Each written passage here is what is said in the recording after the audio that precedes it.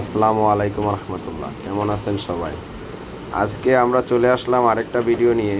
এই ভিডিওতে আপনারা দেখতে পাচ্ছেন একটা জেনারেলের এসির ইনডোরের অংশটা পুড়ে গেছে। তো আমরা এটাকে মেরামত করে আবার সচল করার চেষ্টা করব। দেখা যাক কী করতে পারি। তো আমরা এটা দেখার পরে বুঝতে পারলাম যে এটা আসলে মেরামত করাটা অনেক কষ্টসাধ্য ব্যাপার। তাই আমরা চিন্তা ভাবনা করলাম একটা ইনডোরের কভার কোনো জায়গা থেকে ম্যানেজ করে নিয়ে আসবো। তো আমরা যেই কথা সেই কাজ, আমরা এক ভাইয়ের কাছে একটা জেনারেলের সেম মডেলের একটা ইনডোর পাই। ওইটার আমরা কভারগুলো শুধু নিয়ে আসি। ওই ইনডোরটার ছিল হলো আপনার চেম্বার লিক, ফলে এটা বাদ দিয়ে দেয়। তারপরে আমাদের কাছে ইনডোর কভারটা বিক্রি করে আর কি। তো কভারটা এনে আমরা টোটাল মেশিনটাকে সার্ভিস করি। সার্ভিস করার পরে দেখতে পাচ্ছেন যে কত সুন্দর হয়েছে সার্ভিসটা। আমরা এটাতে আগের যে মালামালগুলো ছিল ওগুলো সব ইনস্টল করলাম। করার পরে এটার আপনার পোড়ার ফলে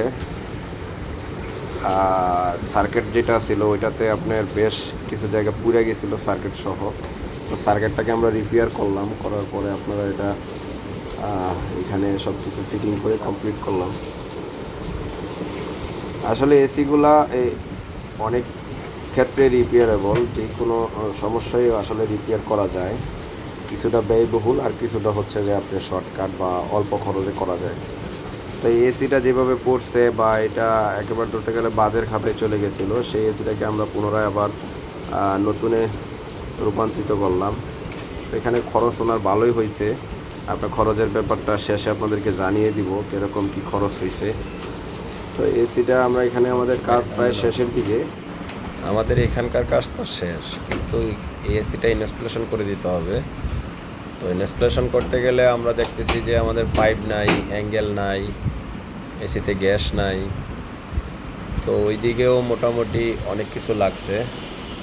তো ইনস্টলেশনের পরে আমরা এই যে এসিটাকে ভ্যাকুমে লাগিয়ে দিছি। তো আমরা ভ্যাকুম শেষ হইলে গ্যাস চার্জ করবো। 14তলা বিল্ডিংয়ের 7তলা এসিটা ইনস্টলেশন হয়েছে।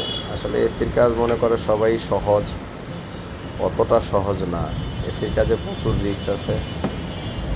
তো তারপরও এসি টেকনিশিয়ানরা অনেক চেষ্টা করে সাবধানে কাজ করার জন্য। অনেক সময় অনেক দুর্ঘটনা ঘটে। সবাই ভালো থাকবেন, আমাদের জন্য দোয়া করবেন। আল্লাহ হাফেজ।